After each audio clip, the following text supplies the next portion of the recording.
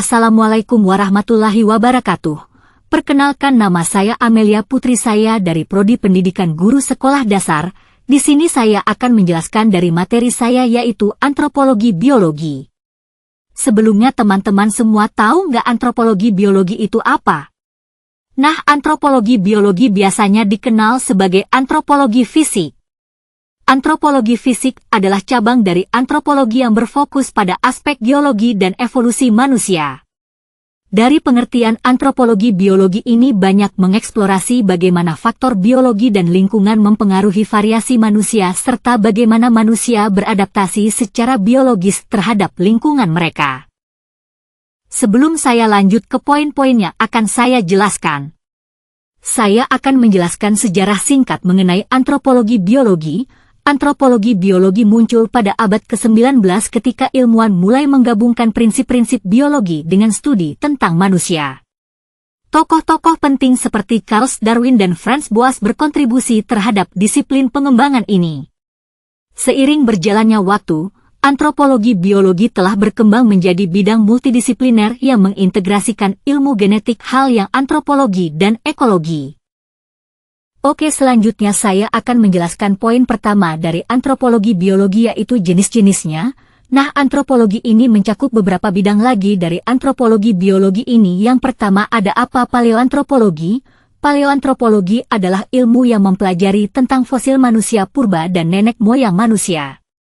Yang kedua ada primatologi. Primatologi mempelajari primata non-manusia untuk memahami perilaku sosial, kognisi, dan evolusi mereka. Selanjutnya yang ketiga ada antropologi forensik. Antropologi forensik adalah penerapan teknik antropologis untuk membantu dalam identifikasi sisa-sisa manusia dalam konteks hukum. Dan yang keempat ada bioarkeologi. Bioarkeologi menggabungkan metode antropologis dan arkeologis untuk mempelajari sisa-sisa biologi dari populasi masa lalu. Dan yang terakhir ada genetika populasi. Genetika populasi mempelajari variasi genetik dalam populasi manusia. Selanjutnya saya akan menjelaskan poin kedua, yaitu fungsi dari antropologi biologi. Yang pertama dari antropologi biologi ini dapat memahami evolusi manusia. Di sini dapat mengungkapkan sejarah evolusi manusia melalui analisis fosil dan genetik dan dapat memberikan wawasan tentang bagaimana spesies kita berkembang dari nenek moyang bersama dengan primata lainnya. Yang kedua dapat melakukan penelitian variasi biologis.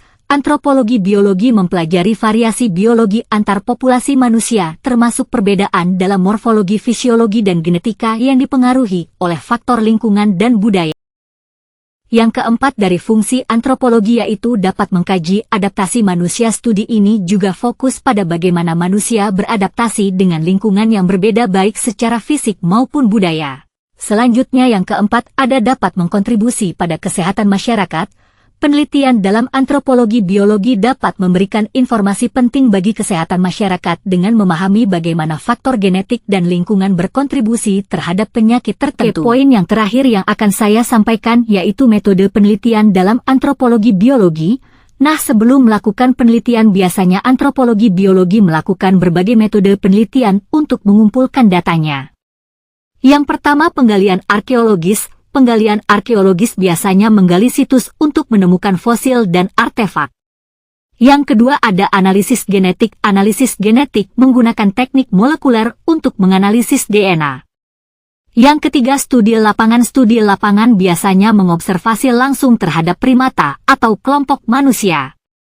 Dan yang terakhir yaitu analisis morfologis.